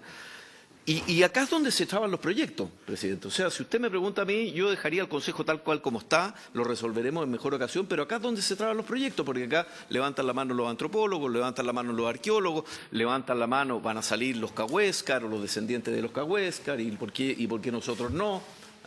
Y acá es donde se traban los proyectos, finalmente los consejos.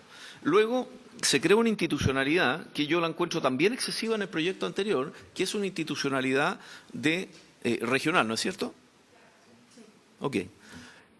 Nosotros, para la creación, y esto digo nosotros, la gente del mundo de la cultura, porque esto fue un proyecto que ingresó con Piñera 1, se desarrolló durante Bachelet 2 y salió a finales del gobierno de Bachelet 2, creamos consejos regionales de cultura y patrimonio. Existen. Entonces no veo la necesidad de crear 16 nuevos consejos regionales de patrimonio, si es que nosotros tenemos esos consejos que podrían ser integrados eventualmente por personas del patrimonio. O bien tener consejos por macrozonas, ¿verdad? Imagínense que hoy día estamos funcionando con 1. Podríamos tener perfectamente 4 macrozonas. Eso primero te bajaría el costo enorme, porque acá revisando los gastos del proyecto, el gasto personal es más de la mitad del presupuesto. Entonces, si eventualmente nosotros podemos crear una macrozona norte, una macrozona centro, una sur y una austral, que existen también en otros proyectos, eventualmente no solamente nos podemos hacer un ahorro, hacerlo más fácil, ya estamos ampliando de un consejo que toma todas las decisiones a 4, pero vamos a terminar generando institucionalidades culturales enormemente repetitivas en las distintas regiones, existiendo ya consejos de cultura y patrimonio, ¿verdad? Esto, además de señalar que tenemos una duplicidad extraña en el servicio del patrimonio de la Subsecretaría del Patrimonio, que es absolutamente absurda, que quedó como un resabio de lo que era la antigua DIVAM en el proyecto anterior, y tenemos a la subsecretaria que maneja 3.000 millones de pesos y a la persona que está debajo, el servicio del patrimonio, que maneja, no sé cuánto, por acá lo tenían los dos, 98.000 millones de pesos. O sea, de ese cuento usted. Nadie entiende para qué existe eventualmente, porque no hay un jefe de servicio, o 2 jefes de servicio, uno en cultura, otro que era más sencillo, era más fácil, no replica institucionalidad en todas partes, es un gasto enorme. Y bueno, y no me voy a meter en cada uno de los temas que ha señalado muy bien la subsecretaria, y que me parece que están bien, que son las categorizaciones y cómo nos ponemos al día, etcétera. Pero creo que estamos cayendo básicamente en el mismo tema que ha impedido que esto siendo necesidad primordial, porque recordemos que acá no solamente generar incentivos para que no se queme, no se destruya, ahora hasta tornados tenemos en Chile, ¿verdad? El poco patrimonio cultural que nosotros tenemos, ¿verdad? Sino que también esto está deteniendo obras caras, obras importantes de desarrollo. Entonces, este proyecto necesitamos avanzar, pero estos proyectos se detienen en estas cosas, se paran en estas cosas, se paran en que tal grupo, no digo que sea el grupo de interés necesariamente, pero tal grupo que quiere sentirse representado en el Consejo tiene que sentirse representado, y tenemos 30 más uno, que en algunos temas efectivamente va a entrar el día, y ahí van a aparecer otros que van a decir, sí, pero es que en los temas que me atañen a mí, yo también quiero participar. Entonces así no avanzan los proyectos. Y segundo, sí quisiera que el proyecto fuese más pequeño, pero más musculoso en términos de el gasto en personal. El gasto en personas, en la cantidad de consejos que existen, siendo que ya tenemos una institucionalidad replicada. No quiero ser insistente en el tema, y luego me gustaría también, con la exposición de Hacienda, saber exactamente a dónde se va a ir la plata. Y si las exenciones tributarias, sobre todo para privados, que me parece que son de 320 UTM máximo, que son más o menos 19 millones de pesos, el patrimonio es carísimo. Y con 19 millones de pesos de exención tributaria no sirve para nada. Los 320 UTM, ¿no? ¿Estoy bien, subsecretario? Entonces yo no sé si esto habría que ponerle al día o pedirle al Servicio de Impuestos Internos que lo evalúe, porque el Servicio de Impuestos Internos en esta materia es más generoso. Gracias, señor presidente. Senador Reyes, ¿te dio la palabra? Oye, le anticipo inmediatamente que todavía no estamos a la hora, pero voy a prorrogar la sesión después, unos minutos. Adelantando, presidente, algunos datos que saltan a la vista y que principalmente van dirigidos a la exposición que va a hacer la subsecretaria. En el informe financiero estamos hablando de 9.659 millones en régimen. Ese es el presupuesto que demanda el gasto presupuesto en régimen este proyecto. Uno revisa acá las dietas de consejeros regionales del patrimonio, remuneraciones de supervigilancia. Yo insisto, yo creo que aquí hay un error en el planteamiento. Lo que nosotros necesitamos es tener una capacidad multisistémica de distintas visiones para las declaratorias, absolutamente, que de ninguna forma pueden ser 30 personas. Les invito a que revisen un informe que nos hizo la biblioteca, proyecto que se llama Asesoría Técnica Parlamentaria, proyecto de Patrimonio Cultural, comparación de 3 momentos legislativos. Partimos rebajando de 22 a 17 miembros, después se mantenía los 17 y ahora aumentamos a 30 más 1. Este es un informe que nos hizo la biblioteca que es bastante elocuente. Entonces, yo lo que pido que por favor nosotros estamos haciendo institucionalidad estatal, pública, para el patrimonio, no para los propios intervinientes. Ahí hay una definición brutal. Revisados los honorarios, las dietas, las remuneraciones. Yo digo, ¿dónde está cuando a uno le piden plata? Se lo digo, subsecretaria, por su intermedio. Iglesia de Reumén, una pequeña localidad de Paillaco, cayéndose a pedazos. Allí los vecinos amarrados a esa pequeña iglesia que es declarada monumento nacional y se cae a pedazos. Una réplica de una iglesia chilota en una pequeña localidad. Y no hay plata para eso. Pero tenemos plata para dietas de consejeros, remuneraciones. Entonces, yo lo que insisto, tenemos que tener una institucionalidad liviana, flexible, capaz de atender efectivamente y no de autorreproducirnos. Segundo tema en relación a que es importante, subsecretaria, que usted nos pueda ayudar. Estructura ministerial, se crea una subdirección ahora de patrimonio inmaterial. ¿No será mejor en la misma subdirección tener dos equipos y se ve lo material y se ve lo inmaterial? ¿No será necesario, y quienes conocen el ministerio, yo no he sido ministro, pero soy creador de la Comisión de Cultura en la Cámara de Diputados? Aquí con el senador Cruzco, que peleamos ácidamente por distintas situaciones y con distintos ministros. Pero yo creo que uno tiene que mirar la cosa y, por favor, austeridad administrativa. Pregunta, ¿cuántos nuevos funcionarios incorpora estos funcionarios, ya sea funcionarios públicos o nuevas contrataciones? Y cuánto, ahí a la subsecretaria de Hacienda, Werner, cuántas nuevas dietas, porque que nos estemos gastando la plata en eso me parece que no es lo adecuado. Si es necesario crear una nueva subdirección del patrimonio inmaterial, y no es bueno reforzar la dirección. Y, por último, un tema que yo cito en todas las intervenciones: hallazgo arcaico temprano. Se destinaron 73.000 millones de pesos, 73 millones de dólares, en las excavaciones para la línea 7 del metro. 73.000 millones de pesos se gastaron. La subsecretaria nos señalaba de patrimonio que se habían encontrado hallazgo arcaico temprano. Esos habían sido los hallazgos que se encontraron. ¿Es necesario que nuestro país destine 73.000 millones de pesos para eso? Y se están cayendo la iglesia de Reumén, y podríamos citar Chuquicamata, el teatro, y cuánta cosa rara hay a lo largo de Chile, que nos gastemos 73.000 millones de pesos en la línea 7 del metro, además de estas duplicidades.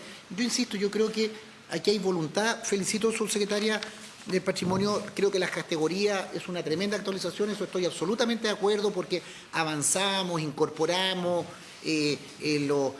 la vinculación con la UNESCO, los sitios patrimoniales, de memoria, los paisajes de conservación. Creo que son categorías que en buena hora la legislación o la comunidad internacional se ha ido dando y que van desapareciendo, así como se caen las casas o se desaparecen determinados monumentos. También tenemos otras categorías que también el paisaje, y me parece muy, muy bien ese reconocimiento, que es una actualización que claramente en los 70 no se tenía. Pero yo lo que digo, es necesario crear más institucionalidad. Pongo el acento en la subsecretaría, la subdirección de patrimonio inmaterial. Claramente, lo material e inmaterial son dos aspectos que hay que distinguirlos, pero es necesario tener una subdirección para eso, con todo un personal. Y también respecto de lo de la regionalización de los temas, yo creo que uno quiere tener en su región una determinada dirección regional, pero claramente, como en los tribunales ambientales, tenemos macrozonas y muchas veces el patrimonio no está dividido por la región, está dividido porque ahí había una cultura indígena, estuvo el poblamiento de, no sé, determinada colonización italiana o croata en el sur, o los alemanes en otro lugar, en que no admite una una estructura y vamos a tener más funcionarios y más reproducción. Yo creo que aquí lo que es importante, presidente, y por eso es bueno que haya dos subsecretarias tan diferentes en el contenido de su temático de sus temas. Me parece muy bien la identificación, la actualización y todo lo que usted nos diga, pero también tenemos que cuidar los recursos fiscales y ahí preguntarle a su secretaria Berner cuántos funcionarios, cuánta plata en dieta, cuánta plata en honorario, si es necesaria esta subdirección del patrimonio inmaterial y seguir engrosando una institucionalidad que claramente no es la más flexible y que nosotros además lo vemos que las tomas de decisiones son tremendamente burocratizadas y capturadas, y por eso yo haré mi observación respecto no solo de los 30 integrantes, que me parece excesivo porque no es funcional, no es pedagógicamente conveniente trabajar con 30 personas, juntarlas, además que el representante de nuestro campo. Yo prefiero que haya titulares bien informados, diversos, pero clarito y no 30 personas, y seguramente tendremos otros 15 en espera que están molestos porque no están, y eso es un infinito. Cuando tú tienes 30, caben 40. ¿Me entiendes? No, porque ¿dónde cortas? Yo creo que cuando son profesionales, acotados con la representación, me parece muy bien, pública, con una representación de diversidad, pero un consejo de 30 integrantes no es representativo, es babélico. Y eso creo que no le hace bien al funcionamiento. Pasar de 22, bajar a 17 y no a 30 más 1, no ayuda. Concreto, los números que nos pueda señalar la subsecretaria y la institucionalidad, principalmente esta subdirección de patrimonio inmaterial como técnica de nueva orgánica administrativa, yo no la he visto en otros servicios. Bien, dos cositas chiquititas. ¿Pueden apagar los micrófonos, senador Cruzcoque y senador Durresti? Ya. Segundo, yo solamente decirle que tal vez no pueda responder todas estas preguntas ahora, pero quiero decirle que tal vez parte de estas inquietudes las vamos a ir resolviendo a la medida que vayamos viendo indicación por indicación. Pero lo importante de esta sesión era para que usted se formara un sabor, ¿verdad?, de cómo estamos abordando este tema, con la preocupación. Solamente decirle que si las cifras que señala el senador Durresti, de 73.000 millones de pesos, dólares, ¿verdad?, que son 73.000 millones de pesos, para, no se lo ponga en duda, Alfonso, ¿ya?, por las líneas del Metro Santiago, quiero decirle que el FNDR de la región de Valparaíso, con mucha dificultad llegamos a 110.000 millones de pesos. Entonces queda como en la cara, entonces puede estar muy justificado. Entonces estas dimensiones creo que hay que aterrizarlas, y dejo abierta que la discutiremos en su oportunidad o lo preguntaré a la Biblioteca del Congreso, qué ocurre en otros países que también se preocupan del patrimonio y si la estructura que tienen es como esta que se propone o algo distinto. Quiero valorar o respaldo también lo que señaló el senador Durresti en términos de las categorías que se saca el esfuerzo. Conceptualmente está bien. Lo que sí, cuando yo veo que las funciones y atribuciones son pronunciarse sobre todos esos temas, y se dice, pero las autorizaciones que harán para los organismos técnicos, una vez que usted autorizó o se pronunció, no sé cuál es el grado de vinculación que tiene el pronunciamiento, si son vinculantes o no los pronunciamientos, yo creo que sí. Entonces usted ya clavó una avanza bandera en Flandes. Después, ¿qué es lo que va a decir el organismo técnico? Se puede cortar los árboles de la calle, que fue lo que ya es otra cosa. Entonces yo quiero decirle que hay que mirar con mucho cuidado, porque el trasfondo era otro, o sea, hay una tensión. Entonces la tensión hay que abordarla, y lo que se quiere defender el patrimonio, que yo quiero defender el patrimonio, tengo que tener buenos argumentos para defender el patrimonio, ¿ya? Y a ratos siento que estamos flaqueando. No digo usted, sino que ópticamente no pinta bien. ¿Su secretaria quiere decir algo antes de la palabra? Sí, por favor. Voy a ser muy breve y no voy a poder extenderme mucho sobre cada pregunta, pero sí hay algunas cosas que quería poder expresar quizás con mayor claridad. Lo primero, y tomando en consideración lo que plantea el senador Cruzcoque, que yo creo que es bien importante, es hacer la distinción.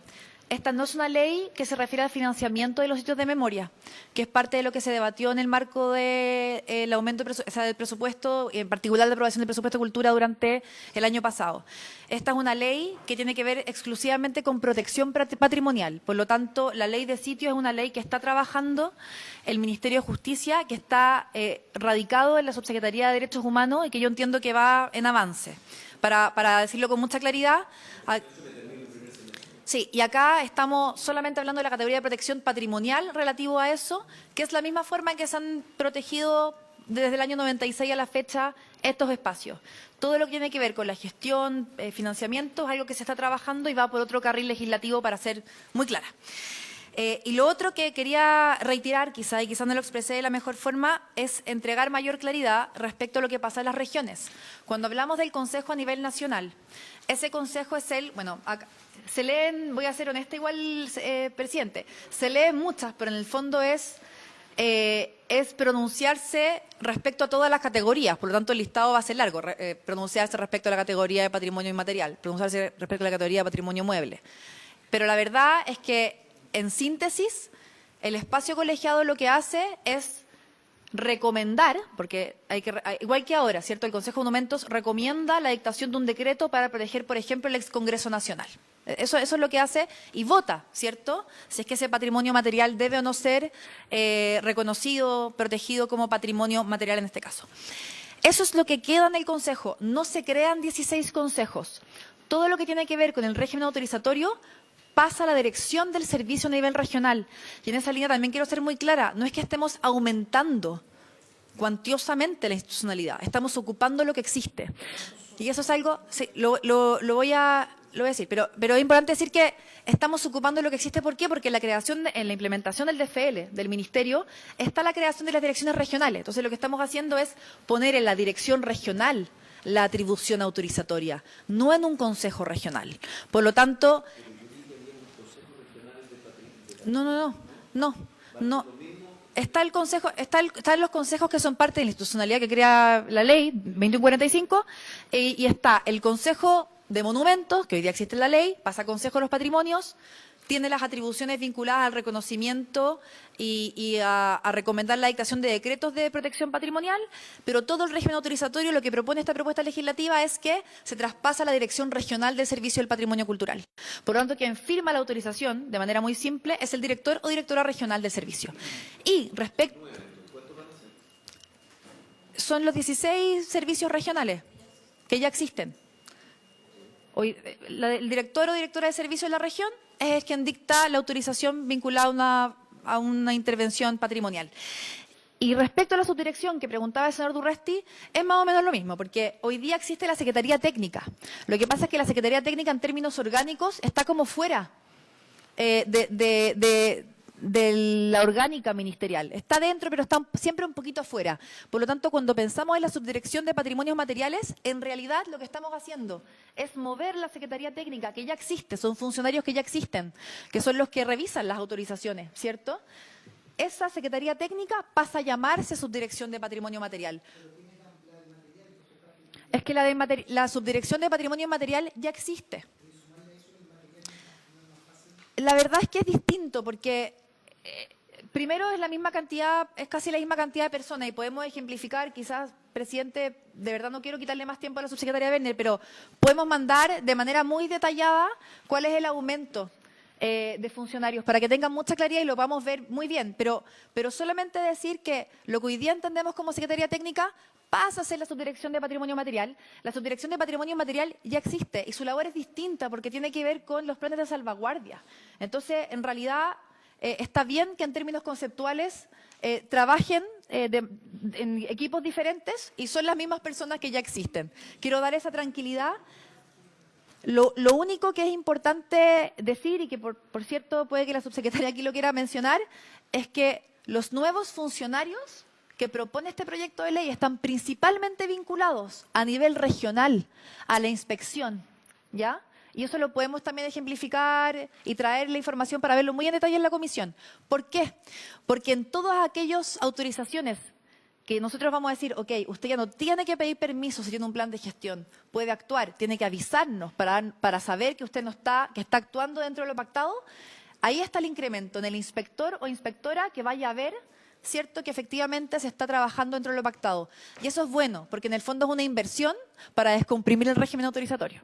Entonces, nosotros pensamos, y lo digo humildemente como subsecretaria, que este es un proyecto que sí hace más liviano el régimen autorizatorio. Y sí pensamos que es bastante inteligente. Va además en línea con la ley marco de autorizaciones que ha trabajado el ministro Grau.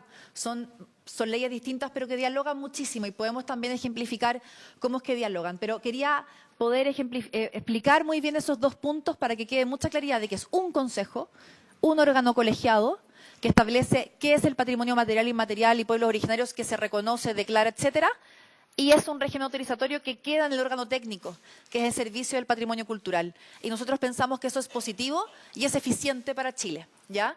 Y entrega y deja eso en la región, que también nos parece importante, porque quienes más saben, ¿cierto?, de las potenciales afectaciones al patrimonio son quienes habitan las regiones.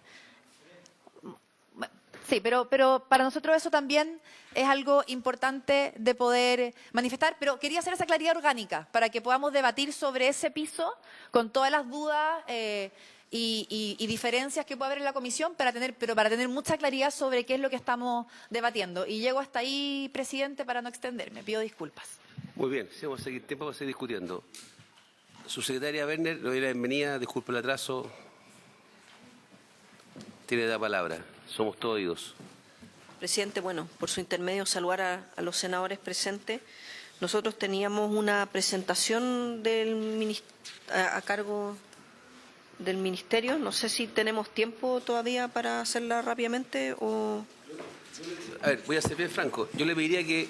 Yo sé que tiene presentación indicación por indicación, parece. Si nos puede dar un sabor de por dónde va su presentación, sin perjuicio, que creo que esto va a ser productivo una vez que empecemos a discutir indicación por indicación. Porque ahí vamos a despejar algunas dudas, vamos a confirmar algunas preocupaciones y vamos a encontrar un camino para adelante, en la mayoría de los casos. Sí.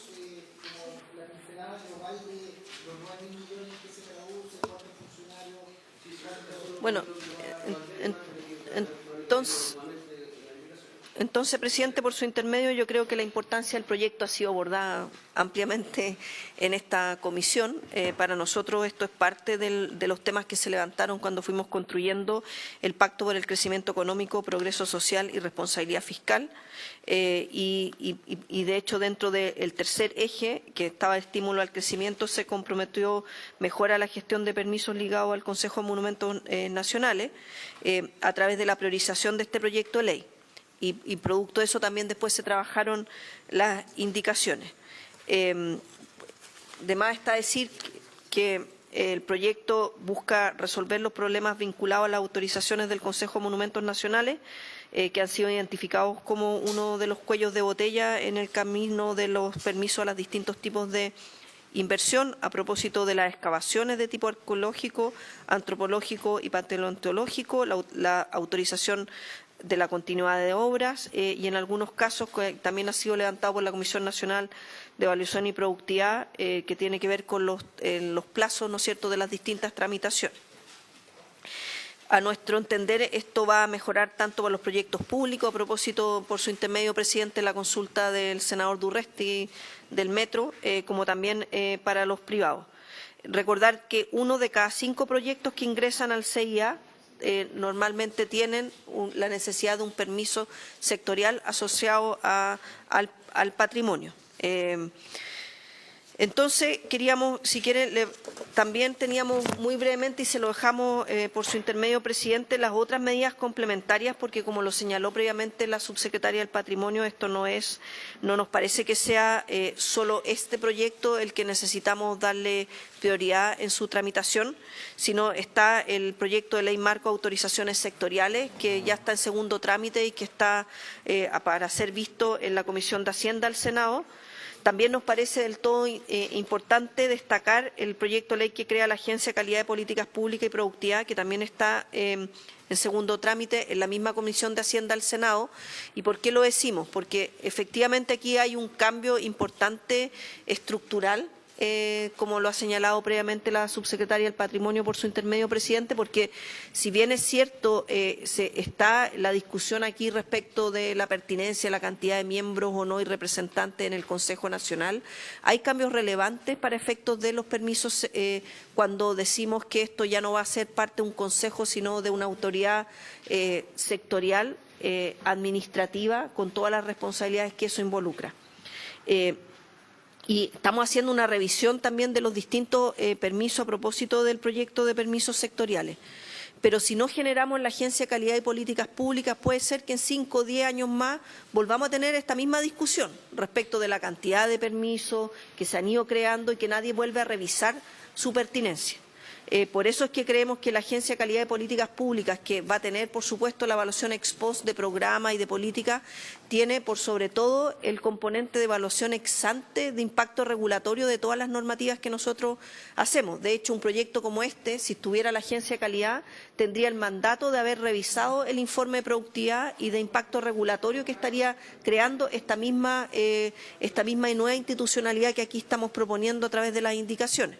Eso lo pongo como un marco de lo que estamos discutiendo, pero para no extenderme más respecto de eso, también señalar que en complemento estamos trabajando distintas medidas administrativas.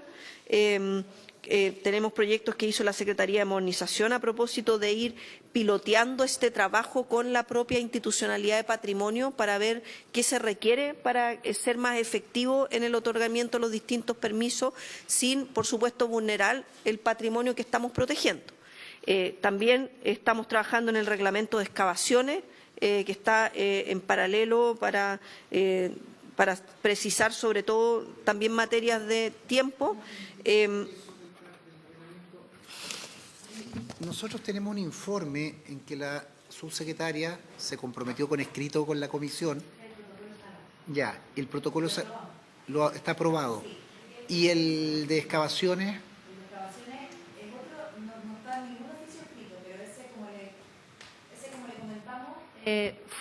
Emanó del Consejo de Monumentos en el año finales del 2023 y pasó a revisión de SECPRES y hemos recibido varios comentarios de Hacienda, de Economía para poder mejorarlo. Sí, deberíamos poder ingresarlo a trámite prontamente a la Contraloría.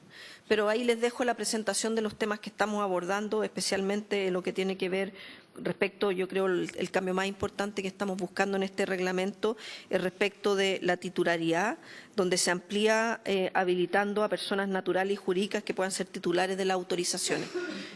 Lo que hoy día ocurre es que el titular de la autorización solo es el arqueólogo y acá se está ampliando para el dueño, de alguna forma, el representante que está a cargo del proyecto. Es un cambio, creemos, bien importante, que es materia reglamentaria y que también lo estamos trabajando en paralelo, presidente, por su intermedio. Pero me voy a ir al informe financiero, que creo que es donde han surgido más consultas, en particular respecto de este proyecto de ley. Decir que efectivamente que hay mejoras de dotación, pero también se busca, como ya se señaló, fortalecer la institucionalidad patrimonial y el establecimiento de beneficios tributarios para apoyar la protección. Entonces, en relación a materias de personal, creo que aquí hay que diferenciar importantemente en la siguiente lámina lo que es nueva dotación respecto de traspasos, porque aquí se ha hablado bastante de esta nueva institucionalidad, pero por supuesto parte de la nueva institucionalidad se sostiene en los funcionarios que están siendo traspasados, ¿ya? Entonces, respecto del gasto adicional, que en régimen sería de 4.431 millones, eso es por aumento de dotación, que serían 3.826, que equivale, me imagino que después cuando vean la discusión en particular se podrá revisar con bastante detalle a qué se refieren estos perfiles, pero se crea el cargo de secretario del Consejo de Patrimonios Culturales, que ese sería un nuevo cargo, y se aumenta la dotación del Servicio Patrimonio en 101 funcionarias y funcionarios, en particular para la creación de la Subdirección de Patrimonio Cultural Material y en particular también para las nuevas unidades de fiscalización y sanción y para los protocolos y procesos participativos. Además del fortalecimiento de la Subdirección Nacional de Pueblos Originarios y Fomento de la Gestión. Eso es lo que está ahí en términos de materia de personal. Si uno mira la siguiente lámina, ahí está reflejado lo que se equivale a los traspasos. Es decir, dotación nueva son 4.431 millones en régimen, pero los traspasos equivalen a 8.836 millones, que son los recursos traspasados, donde ahí hay también mejoramientos de perfiles hay aumentos de grado de 71 funcionarios traspasados desde la Secretaría Técnica del Consejo de Monumentos Nacionales al Servicio del Patrimonio, principalmente pensando el cargo que desempeñan para también fortalecer los temas de probidad. Nos parece que los sueldos de estos funcionarios tienen que ser acorde al tipo de función que se le está dando a propósito de la tramitación de los permisos. Entonces se establecen pisos mínimos por rango de remuneración de acuerdo a los distintos perfiles y eso totaliza 98 funcionarios. Y después está la otra categoría que en realidad que es lo que tiene que ver con los menores ingresos por medidas tributarias, tanto respecto de contribuyentes de primera categoría como de segunda categoría, que es a lo que hacía alusión el senador Cruzcoque por su intermedio presidente. Aquí, en relación a lo que ocurría en el proyecto de ley que se está indicando, donde estaba incorporado lo que es el gasto, o más bien la exención de las contribuciones, digamos, del impuesto territorial. En realidad eso no aplica para efectos del informe financiero del presupuesto de la Nación, porque, como ustedes saben, las contribuciones son de cargo de los propios municipios y del Fondo Común Municipal. Entonces, acá en realidad lo que está son las exenciones en relación a primera y segunda categoría, presidente, por su intermedio. Por supuesto, considerando la hora de la sesión, estamos muy disponibles para acompañar la tramitación o si nos requieren para dar más detalle del trabajo del informe financiero. Hoy día me acompañaba el jefe de estudios de la IPRES por si habían también algunos comentarios específicos, pero entiendo por la hora que probablemente vamos a quedar para una siguiente sesión si eso se requiere. Sin duda. Tengo dos solicitudes. Luciano Cruzcoque, senador Alfonso Urresti. Sí, solo saber con más detalle para adelante, no hoy día, sin duda, ya no tenemos mucho tiempo, cuáles son los aumentos de grado, los nuevos, me imagino que aquí va a haber que trasladar funcionarios, saberlo en detalle y saber también con el número de funcionarios, ¿eh? Más que la cifra, porque la cifra parece razonable si estamos hablando para la implementación de una nueva institucionalidad cultural que sean 4.500 millones en régimen, parece razonable, pero no sé por qué siempre yo tiendo a pensar que estas cosas terminan saliendo más caras porque cuando se cambia a alguien o se encasilla, se reencasillan o se aumentan los grados de alguien, siempre reclaman los otros y hay a todos que hacerles un cariñito.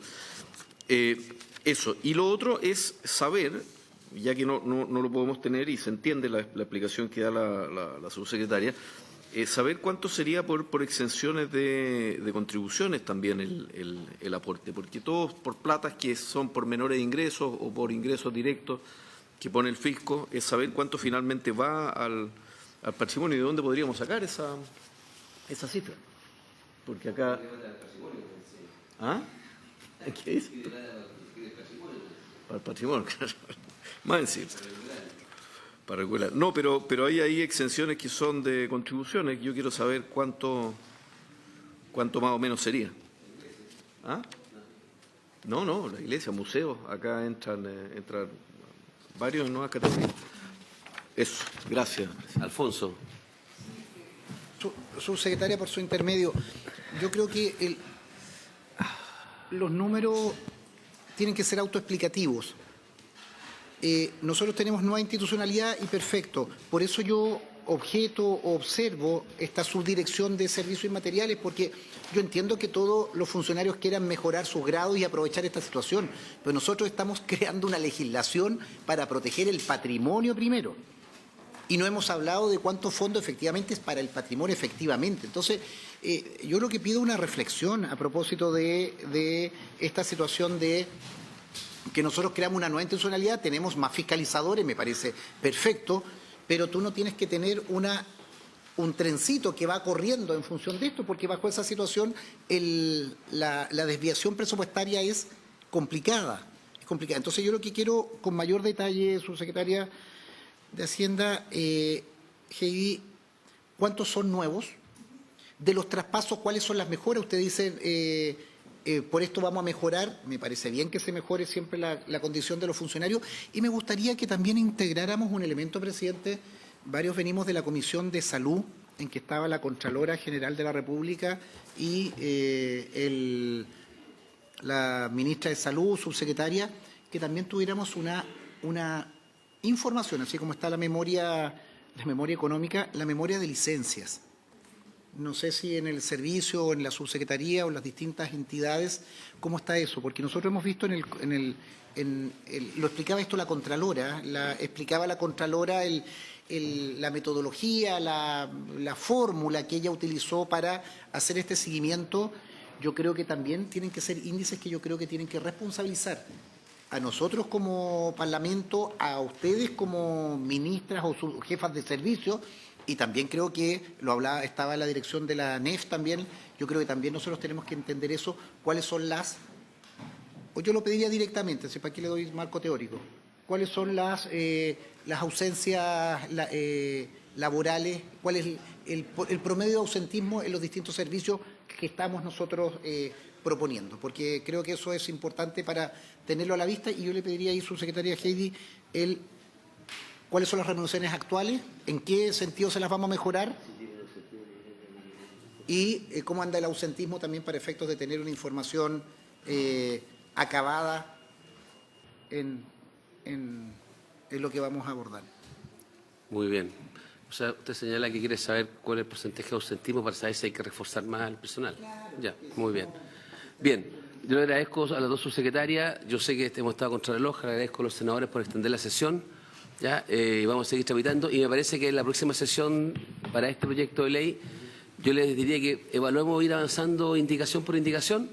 Señor secretario, usted debería informar lo que hablamos recién. Si le parece informarlo a usted, lo digo yo, que como esta está... Dígalo usted, para que se luzca, dele. Para efectos de cierta economía en el proceso legislativo, ¿no sería bueno tal vez, como hemos hecho en otros proyectos de ley, juntar a los asesores, saber cuáles son los temas difíciles, cuáles son los temas fáciles, avanzar en todos los fáciles e ir dándole tiempo a los difíciles para ir cerrándolos? Porque si vamos uno a uno, le nos vamos podemos a dar demorar. una oportunidad a los asesores que se reúnen con el Ejecutivo, objeto de hacer un barrido inicial de cuáles son los temas, un barrido inicial, para ver. Exactamente. Y ellos nos presentarán una categorización de lo evidentemente que hay que aprobar, lo que requiere aclaración y lo que evidentemente va a haber una situación difícil. Me parece razonable. ¿Ya? Gracias. Señor secretario, por favor, informe que hay un tema que es importante tenerlo presente a los senadores de la Comisión y al Ejecutivo. Sí, presidente, como le comenté a usted hace un momento, es importante que tengan presente. Todavía no termina la sesión, pero la terminamos en cualquier minuto. Ya. Es importante que los senadores tengan presente de que, desde el punto de vista reglamentario, se autorizó a esta comisión para discutirlo el proyecto en general y particular en el trámite del primer informe. Eso implica que la discusión de cada uno de los preceptos del proyecto de ley aprobado por la Cámara de Diputados en el primer trámite constitucional está abierto a que también los senadores puedan presentar indicaciones hasta el comienzo de la discusión del respectivo precepto.